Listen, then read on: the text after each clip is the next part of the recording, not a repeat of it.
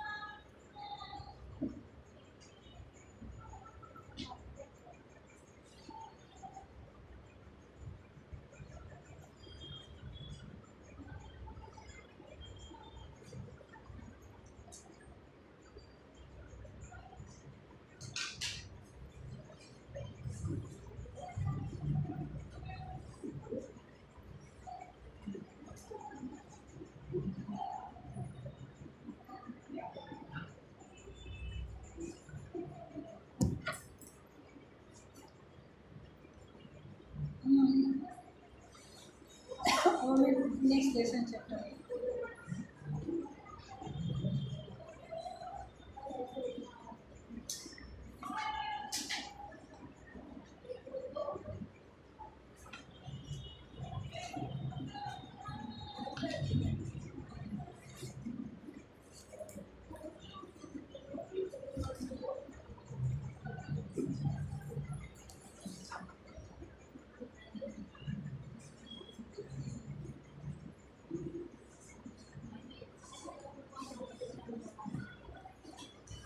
रख करके next chapter डालो, चैप्टर नंबर 2 कच्छ की सैर। चलो हम लोग कच्छ की सैर करेंगे। हाँ, कच्छ की सैर करते हैं। चलो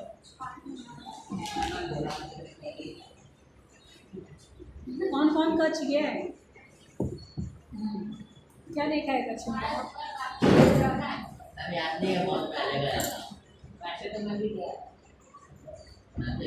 कौन गया था। तो फिर बहुत पहले गए तो ठीक है। चलो आज हम लोग जो है ना कच्छ की सैर करते हैं, ठीक है। कच्छ इतनी अच्छी जगह है, इतना सुंदर प्लेस है कि अगर ये लेसन जब तुम पढ़ोगे ना तो तुम्हारा भी एक बार मन होगा कि हम कच्छ में जाएं। और वहाँ पे जो ये दार्शनिक प्लेसेस है वो हम देख करके आए और उसका लुत्फ़ उठा कर आए, ठीक है। अब आप लोग टेक्स्ट बुक खोलिए, ले आओ। हाँ, आज इसी के साथ हम लेसन नंबर 2 का पार्ट 1 करने वाले हैं। इससे पहले हमने कुछ क्वेश्चंस बाकी थे फर्स्ट लेसन के, तो वो करवा दिया। अब हम कच्छ की सैर। चलो। विशाल भारत में अनेक दर्शनीय प्रांत है। ये जरूरी है। कच्छ निवासी हरीश ढोलकिया अध्यापक थे।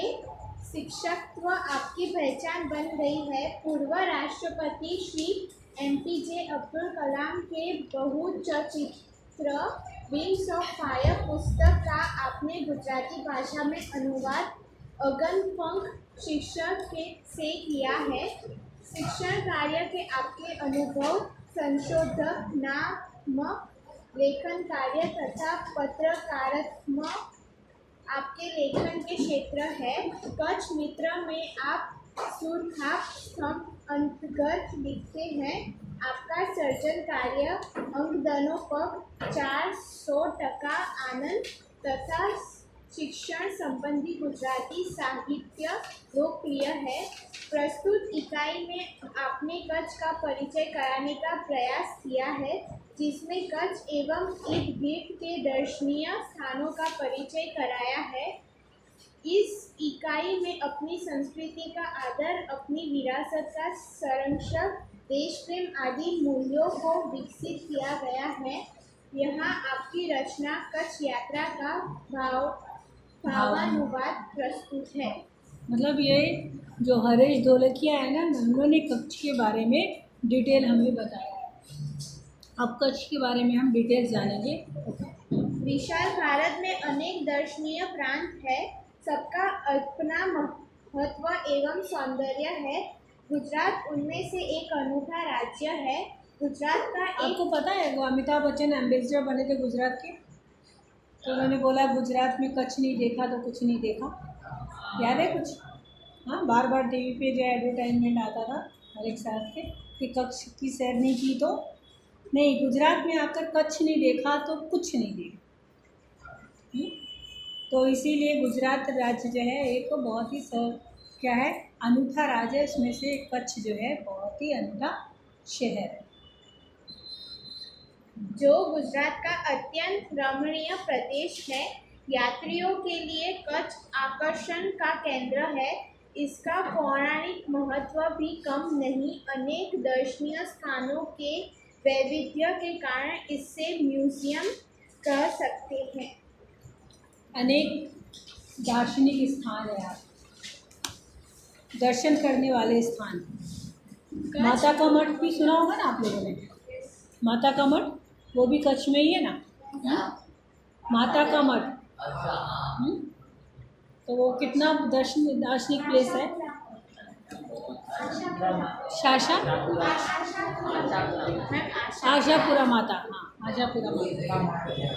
कच्छ में प्रवेश करते ही हमें रेगिस्तान के दो भाग देखने को मिलते हैं, एक छोटा रेगिस्तान और दूसरा बड़ा रेगिस्तान।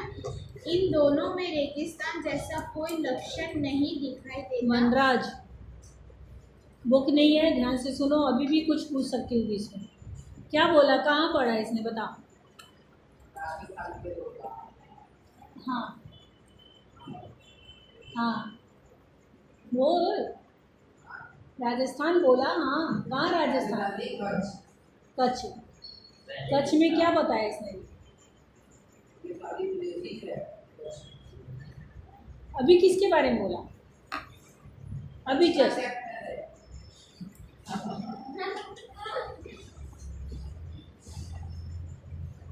तुम बताओ किसके बारे में बोला।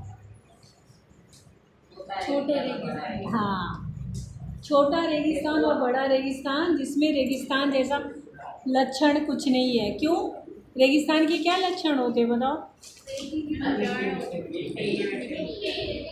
पूरी मिट्टी मिट्टी होती है रेगिस्तान में, रेत रेत, रेगिस्तान का मतलब रेत। लेकिन कच्छ में रेत नहीं है। हाँ, वहाँ पे कैसा है, रेगिस्तान का लक्षण नहीं दिखाई देता है। आगे रेत कहीं नजर नहीं आती, अतः यह अनूठा रेगिस्तान है। सामखियाली को हम कच्छ का प्रवेश द्वार कह सकते हैं। कच्छ की यात्रा यहीं से आरंभ होती है। यहाँ से उत्तर दिशा की ओर यात्रा का प्रारंभ होता है। रापर से धोलावीरा पहुँचते ही हमारी प्राचीन संस्कृति मोहेंजोदाड़ो का स्मरण हो जाता है। यह स्थान 5000 वर्ष के अवशेषों का अंक है। इस प्राचीन नगरी के दर्शन से ही हम चकित रह जाते हैं। हम प्राचीनता में आधुनिकता के दर्शन होते हैं। सामखियाली से पश्चिम की यात्रा करते बचाव नजर आता है, जो बड़ा गांव है जैसे नगर। कौन है बचाव का रहने वाला, टीवी में सीरियल में एक बार आता है, देखा बचाव का रहने वाला है। वहाँ से गांधीधाम औद्योगिक कारखानों का शहर है। यहाँ सिंधी प्रजा पाकिस्तान से आकर स्थायी हुई है। गांधीधाम आदिपुर तथा गोपालपुरी उद्योगों के कारण विकसित हुए दिखाई देते हैं। आदिपुर में गांधी समृद्धि तथा पास ही कंडला बंदरगाह का बड़ा महत्व है। बंदरगाह क्या होता है, जहाँ पे शिपिंग होता है। हाँ? बोट जो है, बोट का सामान रख करके आयात और निर्यात किया जाता है, उसको बंदरगाह। जो शिप की तरफ से जो है, शिप रास्ते से जो है जाता है। आपने मर्चेंट नेवी का नाम सुना है।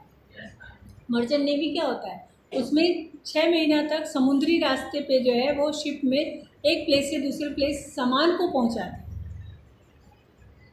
थिंग्स को पहुंचाते हैं। तो इसमें जो है समुद्री रास्ते में 2-2, 3-3 महीना लग जाता है। यहाँ से अमेरिका तक जाने में 6 महीना लग जाएगा। 7 समुंदर पार करना पड़ता है। तब आपको मालूम है 7 समुंदर, अमेरिका तक जाने के लिए 7 समुंदर की पारें होती है। तो इस तरह से जो है, तो ये कांडला जो है ना, पोर्ट, कांडला पोर्ट, आप लोगों ने इसमें ही पढ़ा, एसएस में भी पढ़ा, एसएस में भी पढ़ा है ना लास्ट ईयर, मतलब फर्स्ट टर्म पढ़ा था ना, धोलावीरा। और ये क्या था, लोगों में पढ़ा है कि मैंने उसमें पढ़ा है, 6 भूल गई, 6 में पढ़ा है कि 7 में पढ़ा है। धोलावीरा और ये रापल और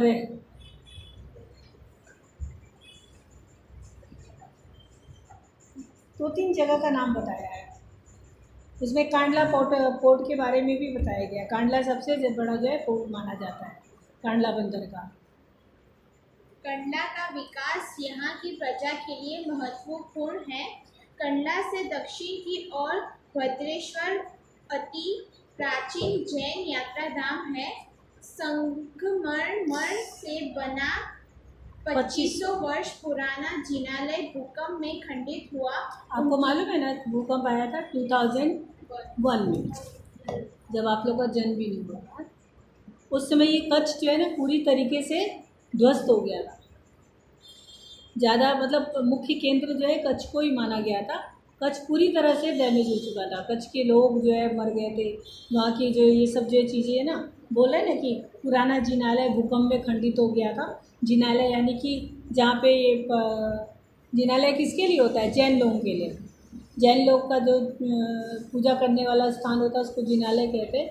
तो वो भी जो बहुत बड़ा है, जो 2500 वर्ष पुराना है, जो भूकंप में खंडित हो गया, पूरा ध्वस्त हो गया था। फिर उसके बाद फिर से वापस कच्छ को बनाया गया है। कच्छ को बना करके फिर अब जो है लोग वहाँ पे जाते हैं। इसके पुनः निर्माण का कार्य जोरों से चल रहा है। इसे आधुनिकता का स्पर्श मिला है। मुंद्रा शहर तहसील मुख्यालय भी है। यहाँ अनेक उद्योगों के कारण विकास की दिशा खुली है। समुद्र के किनारे बंदरगाह विकसित हुआ है। यहाँ कुछ प्राचीन इमारतें हैं। समुद्र के किनारे तटीय यात्रा करते हुए हम मांडवी पहुँचे। मांडवी अति सुंदर बंदरगाह है, बड़ा प्राचीन नगर है। यह शहर राजा के महल, पवन चक्कियों तथा समुद्र तट के कारण अधिक दर्शनीय बना है। यहाँ VRTI ग्रामीण संस्था है, बेहतर जिनालय है। पास ही बिगदा गांव में अंतर्राष्ट्रीय अस्पताल है। मांडवी से आगे चलते डूंगरा, कोठीरा, सुखरी और जखो महत्वपूर्ण गांव है। जैनों का प्राधान्य यहाँ नजर आता है। नलिया शहर तहसील का केंद्र है। यहाँ वायुसेना का मुख्य अड्डा है। क्या क्या है देखा। अब यहाँ पे हाँ, नलिया से 1 घंटे की यात्रा करने के बाद नारायण सरोवर अति प्राचीन अब नारायण सरोवर के बारे में हम समझाते हैं आपको। नारायण सरोवर क्या है? जब एक बार क्या कहते हैं, रावण जो है वो बहुत पूजा किया, किसका? शंकर भगवान की बहुत आराधना किया, बहुत तपस्या किया। तो शंकर भगवान बड़े प्रसन्न हो गए और उन्होंने बोला कि ठीक है, तुम मुझे जहाँ भी तुम ले जाना चाहते हो तुम मुझे ले जा सकते हो, लेकिन याद रखना जहाँ पे तुम मुझे रखोगे वहीं पे मैं स्थापित हो जाऊँगा, इसलिए तुम सोच समझ करके मुझे रखना। लेकिन वो उसको कहाँ ले जाना चाहता था? शंकर भगवान को लंका ले आया। लेकिन बाकी सभी देवता जो है उनकी इच्छा बिल्कुल नहीं थी कि रावण इनको लंका ले जाए। तब सब लोगों ने जो है ना, सारे देवी देवताओं ने मिलकर के प्लान बनाया और उसमें जो है क्या कहते हैं, गणपति जी को भेजा गया। ठीक है, गणपति जी को छोटा सा बच्चा के रूप में भेजा गया और उनको बोला गया कि अब तुमको जो है रावण को कैसे रोकना है कि वो सागर के उस पार शंकर भगवान को स्थापित न करे, वो सागर के इस पार ही शंकर स्थापित हो।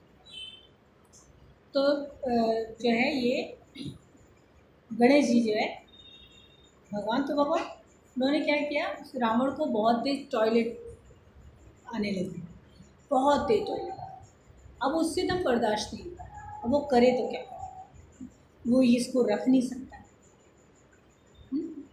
रख नहीं सकता है। तभी ये जो है ना गणेश जी वहाँ पहुँचे, थोड़ा टहल वहल रहे थे, उसको जितना ज़्यादा टॉयलेट हो जाए उतना अच्छा है। अंत में उसको बर्दाश्त नहीं हुआ तो उसने उस बच्चे को बुलाया, गणपति जी को, कि बेटा ये थोड़ी देर जो है ना इसको पकड़ के रखो, मैं टॉयलेट करके आ रहा हूँ। वो पकड़ लिया गणपति। अब ये जो नारायण सरोवर है, ये नारायण सरोवर ये रावण ने यहाँ पे टॉयलेट किया है, जिससे पूरा सरोवर बनता चला गया, ख़त्म ही नहीं हुआ इसका। मतलब वो भगवान की लीला थी, क्योंकि वो शंकर भगवान को वहाँ नहीं ले जाना चाहते थे, सागर के उस पार यानी लंका में स्थापित नहीं करवाना चाहते थे। और यहाँ पे वो बैठे हुए हैं, टॉयलेट किए जा रहे हैं, वो ख़त्म होने का नाम ही नहीं ले रहा है। और जब पूरा सरोवर भर गया, नारायण सरोवर वही है, पूरा सरोवर जब उनको समझ ही नहीं आ रही कि ये तो गंगा जी बहती जा रही है और मेरा ख़त्म ही नहीं हो रहा है, ऐसा हो रहा है। फिर उसके बाद तो वहाँ पे जो है ना, जब गणपति जी ने जो है उसी जगह पे स्थापित कर दिया, शंकर भगवान को रख दिया, वो थक गए, इतनी देर से जो है आया नहीं तो थक गए, वो रख दिया। अब जैसे ही रखा वैसे ही उसका टॉयलेट बन गया। बंधु वहाँ से दौड़ करके भागा, वो वहाँ पे आया तो देखा कि वो तुम यहाँ रख दी। बोला तुम यहाँ क्यों रख दी, तुमको मैंने बोला ये आप घंटा भर से जो है मेरे को खड़ा करके रखे हुए हैं यहाँ पे और मैं इसको लेके थक गया, इसलिए मैंने रख दिया इसको यहाँ पे। तो ये नारायण सरोवर जो है यही सब है। हाँ चलो। इस स्थान को रामायण काल का माना जाता है। वहाँ कोटेश्वर नामक हाँ, दर्शनीय रामायण मंदिर, काल का, क्योंकि रावण ने ही किया था ये, इसीलिए। जहाँ से रावण गुजरा था, यह पूरे भारत का प्राचीन स्थान माना जाता है। सूर्योदय और सूर्यास्त दर्शन यहाँ का बड़ा आकर्षण है। नारायण सरोवर से आगे की यात्रा में लखपत आता है, जो अति प्राचीन स्थल है। गुरु नानक की चरण रज के से पावन इस भूमि पर गुरुद्वारा है। एक समय का समृद्ध शहर आज जीर्णावस्था में होते हुए भी दर्शनीय है। जीर्णावस्था यानी कि टूट जाना, बहुत जो खराब स्थिति है, तो भी लोग जो है देखने के लिए जाते हैं। यहाँ एक किला है, उसके बगल में पांद्रो खनिज संपत्ति के लिए प्रसिद्ध है। साथ ही विद्युत निर्माण का यह केंद्र है। लखपत से मध्य कच्छ की ओर बढ़ने पर हाजीपीर मुसलमानों के लिए श्रद्धा का केंद्र आता है। यहाँ पीर की मज़ार है। रेगिस्तान की झांकी यहाँ से होती है। रास्ते में माता का मठ नामक धार्मिक स्थान है, जहाँ नवरात्रि के पर्व पर लोग पदयात्रा करते हुए श्रद्धा भाव से दर्शनार्थ आते हैं। आगे नखतारा प्राकृतिक नज़रों का केंद्र बना है। रास्ते में चक्ष पुरेश्वर मंदिर, वाठाई जैसे मनोहारी प्राचीन स्थान है। अब कच्छ का मुख्य केंद्र भुज आते ही उसके वैभव का परिचय होता है। आईना महल, प्राग महल, टावर, स्वामी नारायण मंदिर, हिल गार्डन, हमीरसर तालाब, भुजिया पहाड़, लोक संग्रहालय, विश्वविद्यालय आदि के दर्शन करके हम आनंद ले सकते हैं। सन 2001 के भूचाल ने इसे खंडित किया, तो लोगों ने उसे नए स्वरूप में पुनः निर्माण करके और सुंदर शहर बना दिया है। भुज से उत्तर दिशा की ओर खावड़ा में काला डूंगर है। पहाड़ पर चढ़कर रेगिस्तान की झांकी करना एक अनूठा अनुभव है। सरकार एवं स्थानीय जनता द्वारा रण उत्सव के बारे में सुना है ना? ये जो 14-15 जनवरी होता है, जो क्या पतंगबाजी वाला, उस समय वहाँ पे रण उत्सव का जो आयोजन किया जाता है। तो वहाँ पे सारे जो है देश के लोग आकर के अपना झांकी प्रस्तुत करते हैं, रण उत्सव। और इसको हम सफ़ेद क्या बोलते हैं इसको? चांदनी, सफ़ेद रण है ना, सफ़ेद रण, क्योंकि रात के समय, चांदनी के समय ना, वो बिल्कुल दूधिया की तरह दिखाई देता है। गए हो ना? तो ये क्या क्या देखा है वहाँ पे फिर?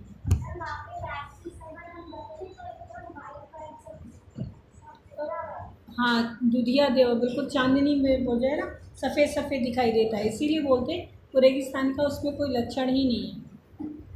देश भर से लोग यहाँ आते हैं।